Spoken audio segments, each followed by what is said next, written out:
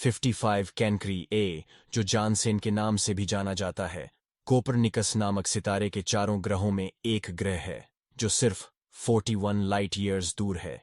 55 कैनक्री ई की पृथ्वी की सतह इतनी गर्म कि वहां किसी भी जीव जंतु के लिए स्थायी निवास संभव नहीं है।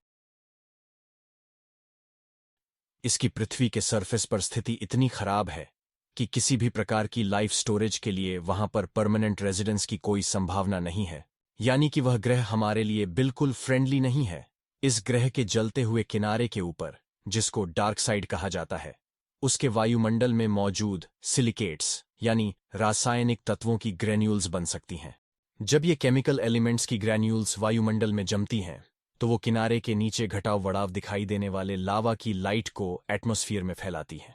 इसका मतलब है कि जब 55 कैंक्री ई के डार्क साइड के आकाश में केमिकल एलिमेंट्स की ग्रैन्यूल्स बनती हैं तो वो किनारे के नीचे के लावे की लाइट को फैलाती हैं और स्काई में चमक दिखाई देती है, जैसे कि तारों की चमक होती है। इस एक्सोप्लैनेट के वायुमंडल में मौजूद सिलिकेट्स, जो ग्रह की वायुमंडल में होते हैं, लावा को पेश करेंगे। जब यह लावा वायुमंडल में होता है तो उसकी लाइट स्काई में चमकेगी और स्काई चमकता दिखेगा। इससे ग्रह के आसमान की ओर कुछ स्पेसिफिक चमक होगी। 55 कैनक्री ए एक सुपर अर्थ एक्सोप्लैनेट है जो हमारे सूर्य के समान एक जी टाइप सितारे के चारों ग्रहों में घूमता है। इसका भार्य 8.08 पृथ्वी के बराबर है।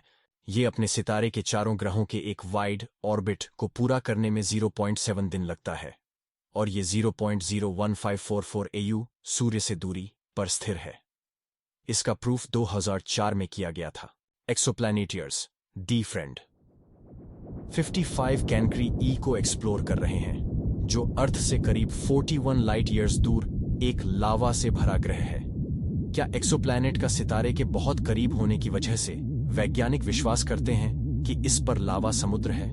जब 55 कैंक्री ई जैसे ग्रह पर पृथ्वी की सरफेस पर लावा होता है तो वह लावा ग्रह के सरफेस पर बड़े भयानक हो सकता है, यानी वहां इतनी गर्मी होती है कि लावा तपक कर ग्रह पर पिघल जाता है।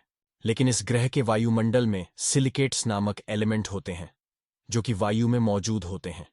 जब ये सिलिकेट्स लावे के ऊपर गिरेंगे तो वह लावे के गर्म होने पर ठंडे हो जाएंगे और छाते बनाएंगे। जब ये सिलिकेट छाते ग्रह की डार्क साइड पर जम जाएंगे तो वहां के स्काई में लावा को पेश करेंगे, यानी स्काई में चमक दिखाएंगे, जैसे कि सितारे की चमक की तरह। इससे ग्रह का आसमान चमकेगा। 55 कैंक्री ई को हीरे का ग्रह भी कहा जाता है। इसकी पॉसिबल स्ट्रक्चर के बारे में सोचा जा रहा है कि इसकी स्ट्रक्चर में कार्बन का बड़ा हिस्सा हो सकता है और इस ग्रह पर मौजूद एक्सेसिव दबाव और तापमान के कारण यह कार्बन पॉसिबिलिटी है कि हीरों की तरह बन सकता है।